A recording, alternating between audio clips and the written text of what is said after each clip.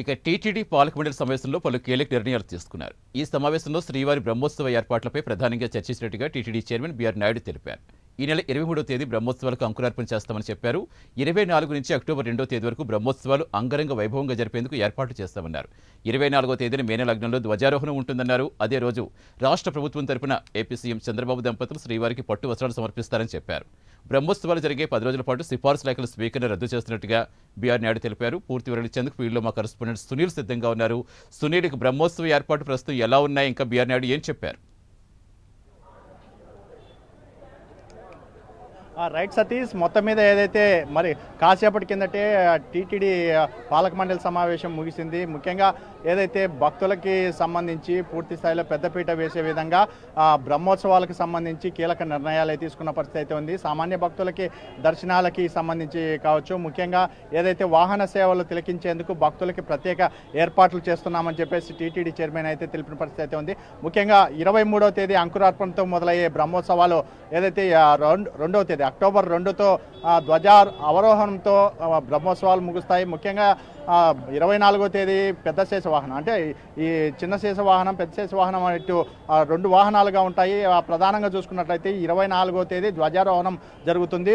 ఉదయం పూట రాత్రికి ఏదైతే రాష్ట్ర ముఖ్యమంత్రి నారా చంద్రబాబు నాయుడు ఇటు ఫ్యామిలీతో కలిసి స్వామివారికి పట్టు వస్త్రాలు సమర్పిస్తారు. ఆ పట్టు వస్త్రాలు సమర్పించిన తర్వాత మరుసటి రోజు ఉదయం శ్రీవారిని దర్శించుకొని ఆ తర్వాత తిరుమలలో ఏదైతే భక్తుల కోసం ప్రత్యేకంగా ఏర్పాటు చేసినటువంటి PAC 5 అంటే సుమారు 133 కోట్ల వ్యయంతో భారీ స్థాయిలో భక్తుల కోసం ఏర్పాటు చేశారు. ముఖ్యంగా దాన్ని ప్రారంభిస్తారని చెప్పేసి ఇప్పటికే టీటీడీ చైర్మన్ తెలిపిన పరిస్థితి అయితే ఉంది. ముఖ్యంగా సీఎం ఆదేశాలతో ముఖ్యంగా ఆంధ్రప్రదేశ్ వ్యాప్తంగా 1000 ఆలయాలు, అంటే చిన్న చిన్న ఆలయాలు 1000 ఆలయాలు నిర్మించేందుకు పూర్తి స్థాయిలో నిర్ణయం తీసుకున్నామని చెప్పేసి ఆయన అయితే తెలిపిన పరిస్థితి అయితే ఉంది. ముఖ్యంగా ప్రతి నియోజకవర్గంలో 6 ఆలయాలు నిర్మించేందుకు ఏదైతే చర్యలు తీసుకున్న పరిస్థితి అయితే ఉంది. ముఖ్యంగా మొట్టమొదటిసారి అంటే ఏదైతే ఈసారి ఇస్రో పూర్తిగా పర్యవేక్షణలో ఈసారి బ్రహ్మోత్సవాలు తిలకించేందుకు అవకాశం ఉంటుంది. ఇస్రో పూర్తి స్థాయిలో ఈ బ్రహ్మోత్సవాల్ని ఇటు పైనుంచి అంటే చిత్రీకరణ ఇస్తూ అంటే ఫోటోలు పంపే అవకాశం ఉన్నట్టు తెలుస్తోంది. మొట్టమొదటిసారి ఇస్రో నుంచి వాడుకుంటున్నామని చెప్పేసి చైర్మన్ తెలిపిన పరిస్థితి అయితే ఉంది. అంటే ప్రధానంగా చూసుకున్నట్లయితే మరో కీలక నిర్ణయం తీసుకున్న పరిస్థితి అయితే ఉంది. ఎందుకంటే టీటీడీని అప్రదిష్ట పాలు చేస్తూ టీటీడీపై ఏదైతే నిందలు వేస్తున్నటువంటి నాయకులు ఉన్నారో వారిని ఖచ్చితంగా కఠిన చర్యలు తీసుకుంటాం, ముఖ్యంగా వారిపై ఏదైతే కేసులు నమోదు చేస్తామని చెప్పేసి కూడా తెలిపిన పరిస్థితి ఉంది. ఎందుకంటే క్రిమినల్ కేసులు ఖచ్చితంగా వాళ్ళపై పెడతామని చెప్పేసి ఆయన తెలిపిన పరిస్థితి ఉంది. అంటే ఎందుకంటే ఈరోజు ఏదైతే తిరుపతిలో ఒక విగ్రహం ఇష్యూకి సంబంధించి కరుణాకర్ రెడ్డి మాట్లాడిన నేపథ్యంలో ఈరోజు టీటీడీ ఈ కీలక నిర్ణయం తీసుకున్న పరిస్థితి ఉంది. ఇకపై టీటీడీపై ఎటువంటి దుష్ప్రచారాలు కావచ్చు, ముఖ్యంగా ఏదైనా నినాదాలు కానీ ఏదైనా ఆధారాలు లేకుండా ఎవరైనా ఏదైనా చేస్తే ఖచ్చితంగా వారిపై చర్యలు చేపడతామని చెప్పేసి టీటీడీ చైర్మన్ తెలిపిన పరిస్థితి కనబడుతుంది. ముఖ్యంగా ఈ నెల 24న సీఎం రానున్న నేపథ్యంలో దానికి సంబంధించి కూడా పూర్తిగా ఏర్పాట్లు చేయాలని చెప్పేసి ఇప్పటికే టీటీడీ చైర్మన్ తెలిపిన పరిస్థితి ఉంది. ముఖ్యంగా మాడవీధులకు సంబంధించి చూసుకున్నట్లయితే గ్యాలరీల్లో భక్తుల కోసం ప్రత్యేక ఏర్పాట్లు చేశాం. ముఖ్యంగా 3 లక్షల మజ్జిగ ప్యాకెట్లు సిద్ధం చేస్తున్నామని చెప్పారు. ముఖ్యంగా ఏదైతే నిరంతరం అంటే ఈ బ్రహ్మోత్సవాల సమయంలో చూసుకున్నట్లయితే నిరంతరం 24 గంటలు వాహనాలు అనుమతిస్తామని చెప్పేసి అన్నారు. ముఖ్యంగా గరుడ సేవకు సంబంధించి చూసుకున్నట్లయితే ఈ నెల 28న గరుడ సేవ ఉంది.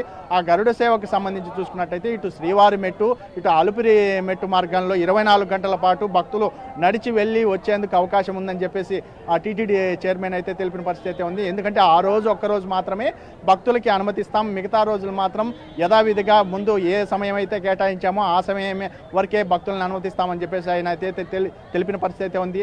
అంటే ప్రధానంగా ఆ బ్రహ్మోత్సవాలకి సంబంధించి చూసుకున్నట్లయితే మాడవీధులలో గ్యాలరీలకు సంబంధించి భక్తులకు సంబంధించి నీటి సదుపాయాలు ఎక్కడెక్కడ నీళ్ళ బాటిళ్ళు ఏర్పాటు చేయడం కావచ్చు, ముఖ్యంగా అన్నప్రసాదాలకు సంబంధించి శ్రీవారి సేవకులను ప్రత్యేకంగా ఉపయోగించుకొని వాళ్ళని భక్తులకి సేవలు అందించే విధంగా టీటీడీ ఏదైతే నిర్ణయం తీసుకున్న పరిస్థితి ఉంది.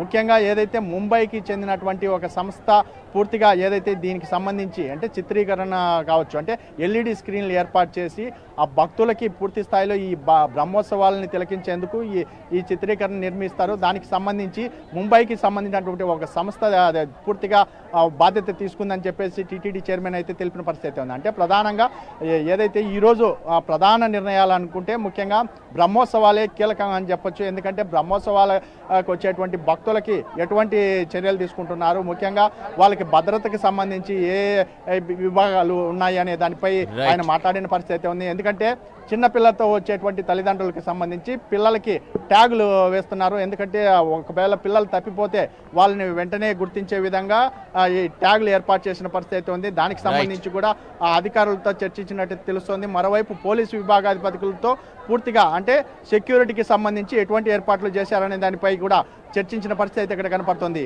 Satish. Right, thank you Sunil.